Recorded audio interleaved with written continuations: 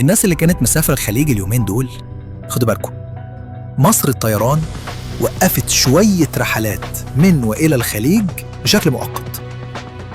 الشركة أعلنت إن في بعض المدن في الخليج الرحلات ليها اتعلقت مؤقتاً علشان التطورات اللي بتحصل حوالينا، خصوصاً بعد الهجوم الإيراني على قاعدة أمريكية في قطر.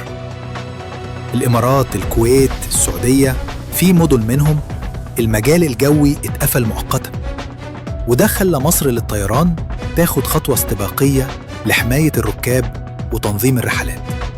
الشركة قالت إحنا بنتابع الوضع لحظة بلحظة، ولو في أي جديد هنبقى نبلغكم فورا.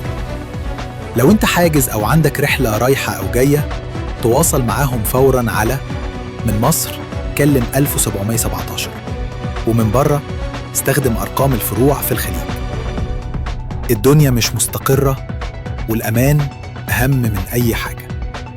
تابع الأخبار وخليك جاهز لأي تغيير.